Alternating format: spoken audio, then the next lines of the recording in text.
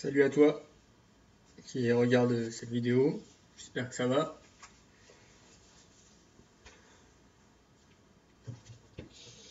Une petite étude, hein, ça fait pas de mal.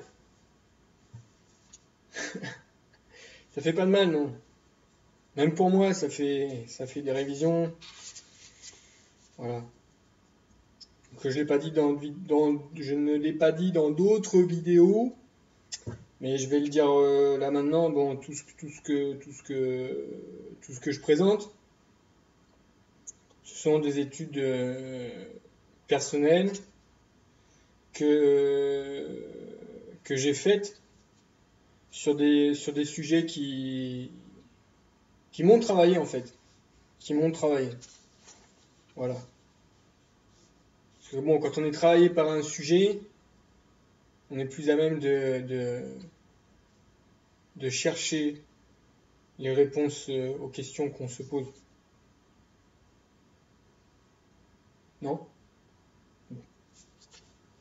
Donc, avant de commencer vraiment le sujet, la première chose, c'est que cette étude, c'est une étude qui ne concerne pas seulement les femmes. Mais de quoi va-t-il nous parler? Mais elle concerne aussi les hommes. Et je dirais même qu'elle concerne en priorité l'homme. Parce que l'homme, en se taisant volontairement,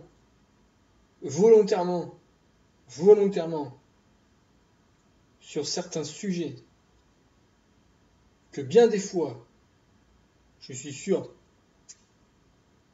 qu'il a compris dans son cœur et avec son intelligence,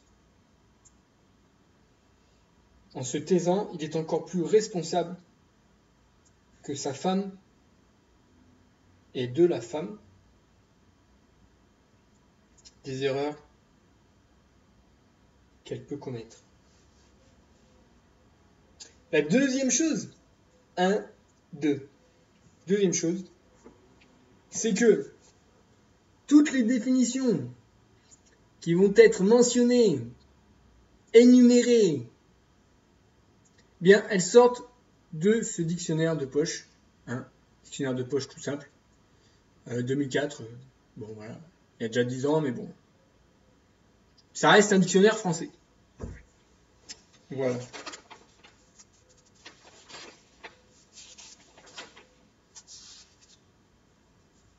Donc, trois mots à retenir. J'irai même 3 mots et un double mot. Déguisement,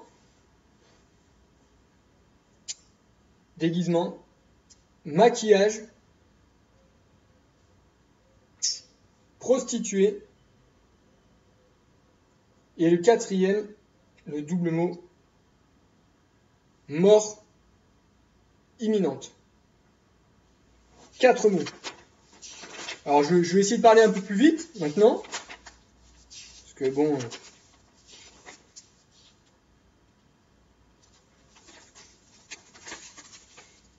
2 Corinthiens, chapitre 11, verset 3. Alors, je ne vais pas tout lire, forcément. Même dans les versets, je ne vais pas tout lire, je vais juste lire des propositions, on appelle ça des propositions. Toutefois, de même, 2 Corinthiens 11, verset 3. Toutefois, de même que le serpent séduisit Ève par sa ruse. Le serpent séduisit Ève par sa ruse. Alors, première chose, le serpent, c'est qui? Le serpent, on sait que c'est le diable. Et dans une des épîtres de Jean, je ne sais plus où c'est marqué, je m'en rappelle pas, tu chercheras dans ta Bible. Le serpent, c'est qui? C'est le diable. Et il est écrit dans cette première épître de Jean, le diable pêche dès le commencement. Or, d'où vient le diable? Le diable est une créature. Qui a créé le diable? C'est le créateur. Le créateur a créé qui? Il a créé Satan, il a créé le diable. Ok? Il nous est écrit, le diable pêche dès le commencement. Dès le commencement, le diable a péché. Tout ce qu'il fait est péché. Eh oui. Donc, verset 14.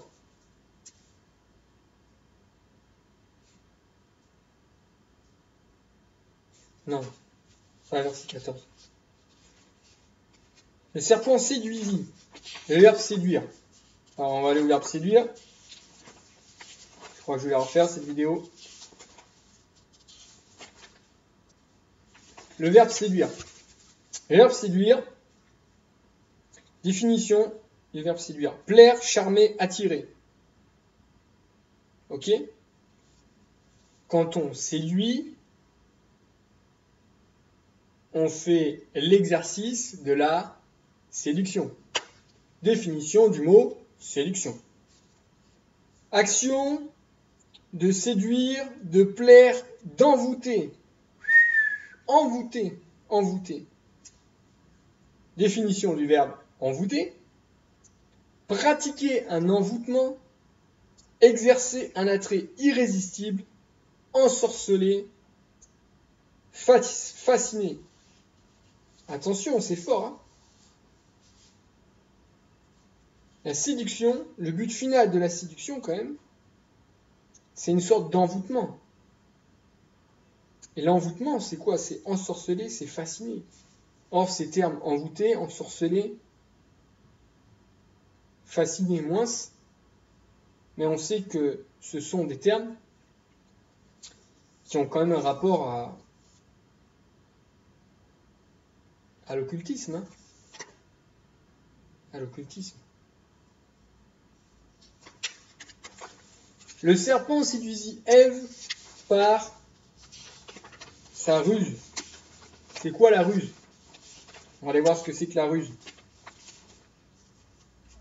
Là aussi, c'est pas mal. Le problème, c'est que...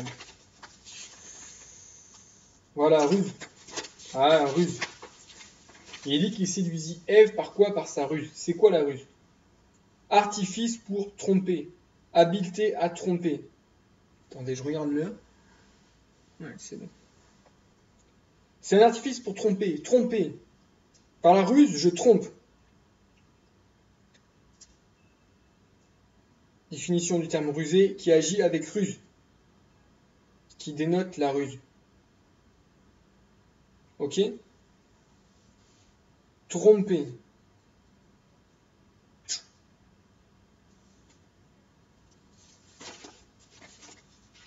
Tromper. On va voir un deuxième texte. On va voir deux textes. Genèse 3, verset 1. Le serpent était le plus rusé de tous les animaux des champs. Et qu'est-ce qu'il a fait, ce serpent? Il a trompé. Il a trompé. Josué 9, versets 3 et 4. Les habitants de Gabaon eurent recours à la ruse. À la ruse. Donc, le serpent, il a usé de la tromperie. Les habitants de Gabaon, ils ont eu recours à la tromperie. Parce que ruser, c'est tromper. Alors, comment ils ont fait? On va retourner dans 2 Corinthiens 11. Hein. C'est aussi simple que ça. 2 Corinthiens 11, et là vous allez au verset 14. Satan lui-même se déguise en ange de lumière.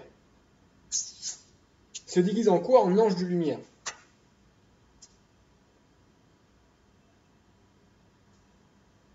Ouais. Et ces habitants de Gabaon, ils se sont déguisés.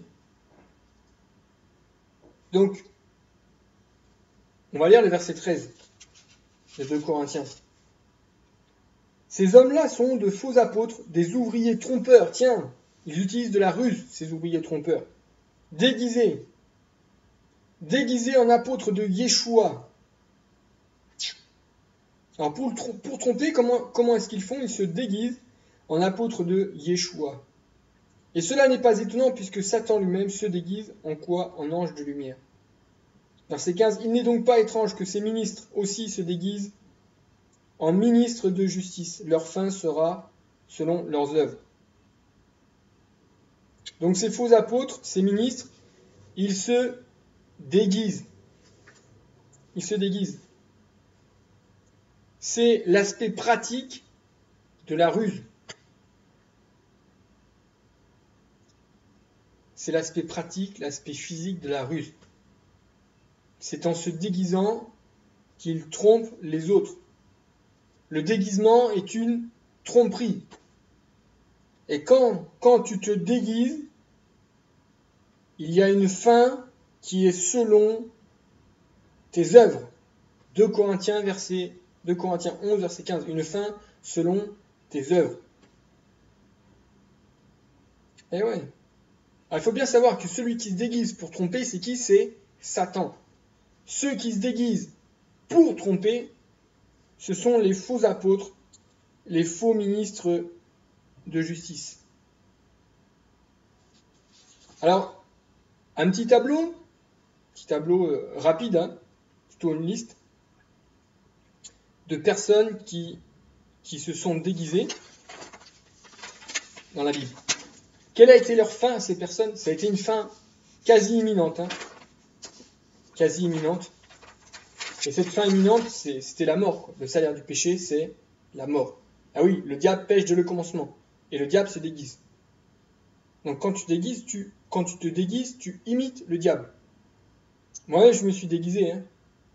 Et je me rappelle où 2 fois, à 2 reprises, j'ai senti quelque chose dans mon cœur. Je sentais que quelque chose qui tournait pas rond. Alors ça m'a fait cogiter.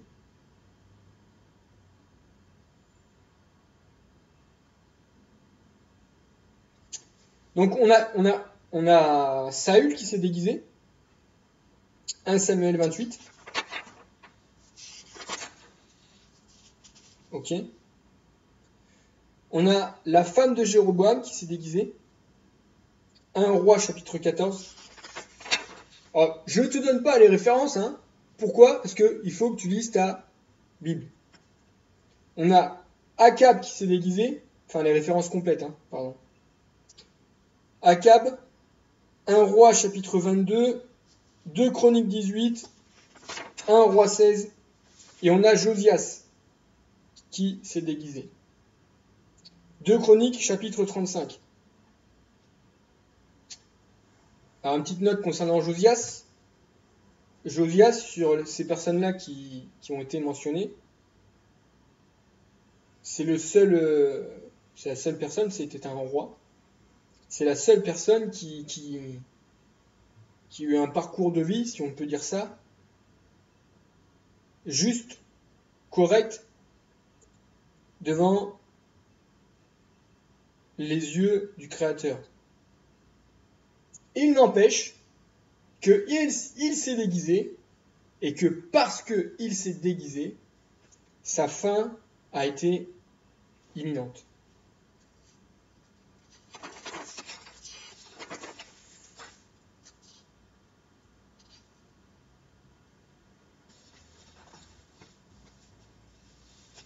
Alors, je me perds dans mes papiers. Ouais, parce que j'ai fait une étude, mais je ne suis pas le cours littéral de cette étude.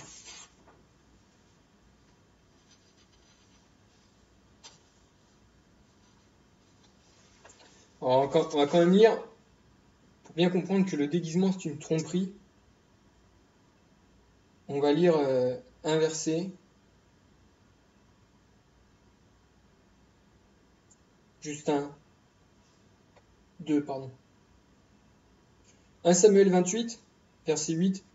Saül se déguisa et prit d'autres vêtements, et il partit avec 2 hommes. Donc, il est déguisé, donc on ne le reconnaît pas. 1 Samuel 28, verset 12. Lorsque la femme vit Samuel, elle poussa un cri et elle dit à Saül, « Pourquoi m'as-tu trompé? Tu es Saül. » Donc, elle n'avait pas reconnu Saül. Donc, le déguisement, c'est bien une tromperie. Ok? Alors, je me perds dans mes papiers. Alors, d'une puissance.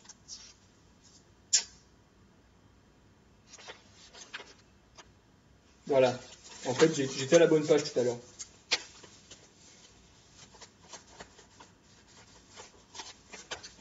Le mot maquillage. Ah là là. Là, je préfère dire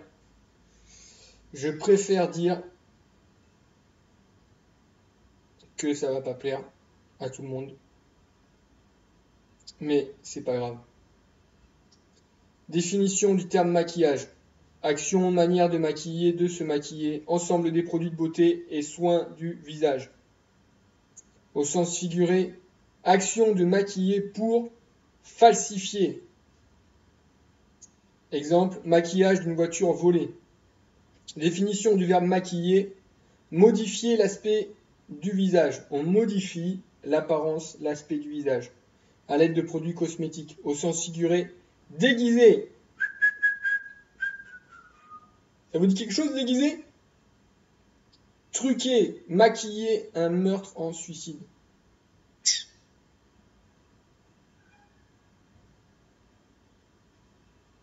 Définition du terme falsifié, que si vous remettez un peu en arrière, là, la vidéo, je l'ai dit dans la définition du mot maquillage. Ça veut dire altérer, changer pour tromper. Et contrefaire, tromper, attention. Au sens figuré, déguiser. Le maquillage, c'est quoi? Si on s'arrête, non mais honnêtement, si on s'arrête déjà rien qu'aux définitions de ce foutu dictionnaire, le maquillage, c'est une tromperie. Le maquillage est utilisé pour tromper. Quand tu te maquilles, tu trompes. Tu trompes ton prochain. Tu trompes ton conjoint. Tu trompes celui que tu aimes. Tu le trompes. Et toi, homme, en te taisant, t'es encore plus responsable.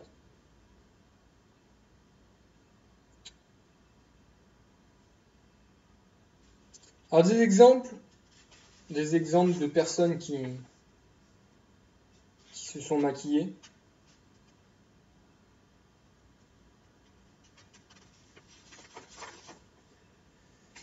Donc une personne, Jézabel. Jézabel s'est maquillée. Jézabel, c'était qui? Si tu sais pas qui est Jézabel, tu liras dans ta Bible. Et si tu sais pas où c'est, eh bien tu le chercheras. Jézabel, c'était une reine mariée au roi Akab. Et c'est une femme qui a poussé son mari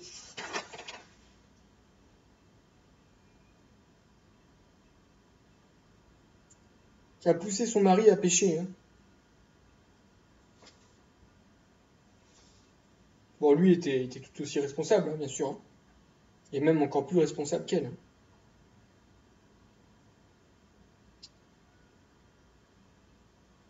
Parce que ce qui a été dit à Adam, c'était parce que tu as écouté la voix de ta femme. C'est toi l'homme le responsable. Donc elle a poussé son mari à pécher et il est parlé d'elle comme d'une personne qui a usé de prostitution. De prostitution. 2 Rois chapitre 9, vous le lirez. Et là, à un moment donné, hein, comment dire, faut pas dépasser les bornes des limites, hein, comme il dit Maurice, hein, le poisson. À un moment donné, Élisée, le prophète, inspiré par Yahuwah, il appelle un fils des prophètes, il lui parle, et il lui dit maintenant tu vas voir Jéhu, tu vas voir telle personne, et tu vas aller le oindre pour roi d'Israël. Donc le fils des prophètes, il part. Hein, on ne sait pas s'il fait un footing, s'il a un bâton ou quoi, s'il saute, s'il danse. Mais bon, il va voir Jéhu, et il répand la corne d'huile sur sa tête, et il lui dit ceci. Il lui dit ceci. Ainsi parle l'Éternel, l'Élohim d'Israël, je t'oins roi d'Israël, du peuple de l'Éternel. Et écoute bien, tu frapperas la maison d'Akab, ton maître, et je vengerai sur Jézabel le sang de mes serviteurs, les prophètes, et le sang de tous les serviteurs de l'Éternel. Et au verset 10, âme sensible, s'abstenir, enfin, s'abstenir. Les chiens mangeront Jézabel dans le champ de Jezreel et il n'y aura personne pour l'enterrer. Ok ? Voilà ce qui est prophétisé sur la maison d'Akab, voilà ce qui est prophétisé sur Jézabel, cette méchante femme. 2 Rois 9, verset 30. Là, on va rentrer là dans le pratique, quoi, dans le vif du sujet.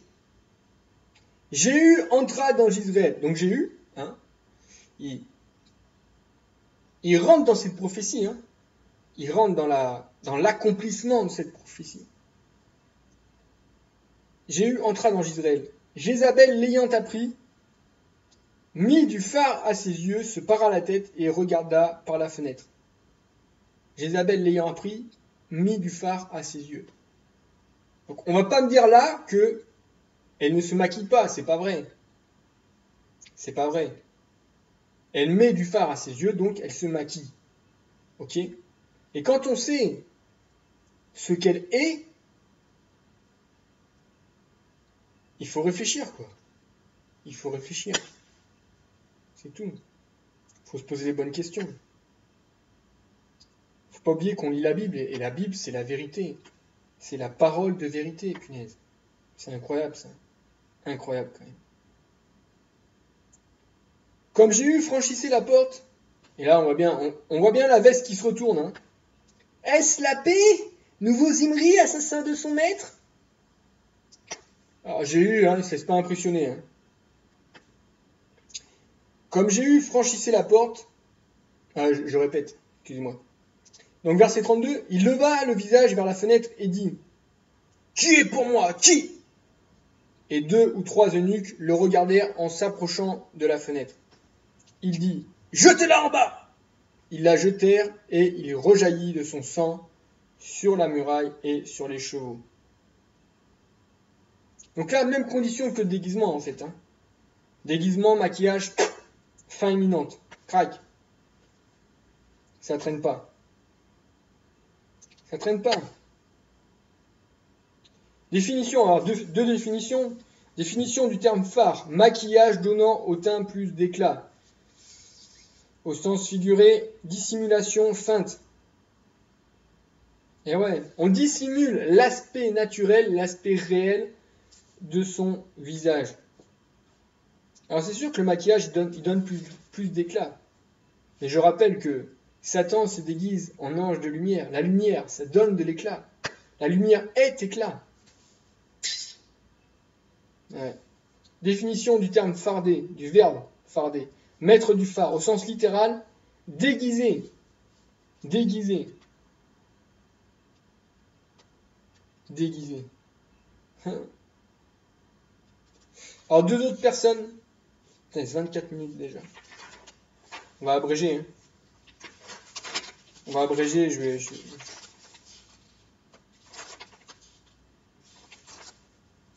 pas mettre tout ce que je voulais mettre, mais voilà. Il reste. Je vais essayer de pas dépasser 30 minutes, hein, parce qu'au bout de Déjà, au bout de 20 minutes, c'est dur. Moi-même, j'ai du mal à me concentrer. Je me rappelle quand j'étais à Babylone, tu sais, déjà. Ah, si le type, il avait pas l'accroche. Moi, je partais, tu vois, là. Ça partait dans tous les sens. Hein. Bref, enfin. Voilà. Donc, deux autres personnes qui sont à la fois des personnes, mais aussi qui est aussi des nations, ou une nation, ou un peuple, si tu veux. Ok? Donc, la deuxième personne, c'est la dévastée. Je vais l'appeler la dévastée. Cette dévastée, c'est Jérusalem. Et donc, quelque part, c'est aussi Israël, d'une manière générale. Hein. Donc, j'accélère. Hein. J'accélère. Jérémie, chapitre 4, au verset 27. Je me rappelle qu'ils accéléraient à côté, là. Chez les dénominationnels, ils accéléraient, tu sais. Enfin, fallait bien faire un bourrage de crâne, tu vois. Bon, il me reste quelques séquelles, hein. Excusez-moi. Hein. Jérémie, chapitre 4. Alors, on peut lire tout le chapitre, hein. Et verset 27. Car ainsi parle l'Éternel, tout le pays sera dévasté. Mais je ne ferai pas une entière destruction. On va au verset 30. Et toi, dévasté, que vas-tu faire? Ça s'adresse à Jérusalem. Tu t'en revêtiras de cramoisie, tu te pareras d'ornements. Écoute bien, tu mettras du fard à tes yeux. Tu te maquilles, tu te déguises. Mais c'est en vain que tu t'embelliras, la sanction va tomber. Tes amants te méprisent, ils en veulent à ta vie. La sanction, elle est là. On l'entend déjà, la sanction. Car j'entends des cris comme ceux d'une femme en travail, des cris d'angoisse, comme dans un premier enfantement. C'est la voix de la fille de Sion. Elle soupire. Elle étend les mains. Malheureuse que je suis, je succombe sous les meurtriers. C'est clair, hein? Punaise, c'est clair. Est-ce que tu n'entends pas que c'est clair? Est-ce que tu n'entends pas que c'est clair? Est-ce que tu entends la voix de la parole, non pas la mienne, mais la voix de la parole de Yahuwah qui te parle? Le phare de Ola et de Oholiba. Ola, c'est qui? Ola, c'est Samarie et Oholiba, c'est Jérusalem. Elles ont fait pareil. Elles ont fait pareil. Vous allez, Ézéchiel 23, au verset 30. Pour eux, ce sont les nations païennes qui entourent Israël. Pour eux, tu t'es lavé, tu as mis du fard à tes yeux, tu t'es paré de tes ornements.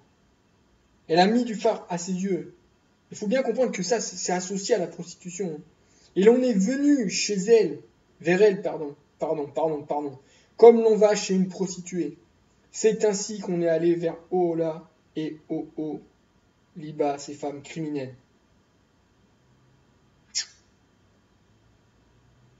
Si vous lisez tout le chapitre 23 d'Ézéchiel, vous avez les termes prostitution, prostituée, souillé, souillure qui reviennent.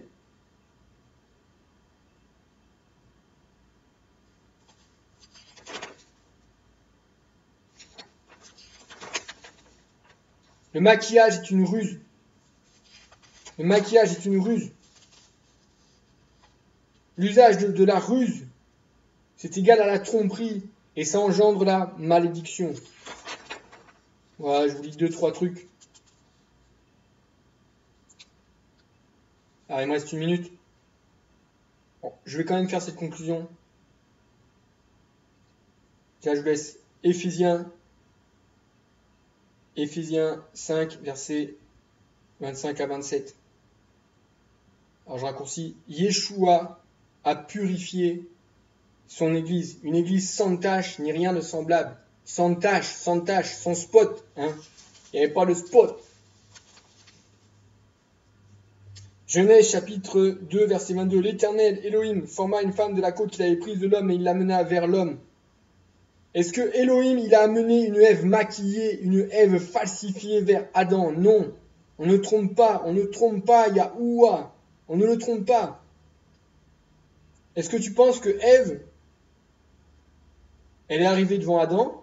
Donc Yahuwah a amené Adam vers Ève. Quel beau moment. Est-ce que tu penses que Ève, elle a dit Attends, il faut que j'aille me maquiller? Bon voilà. Allez, je vous laisse ça, c'est terminé.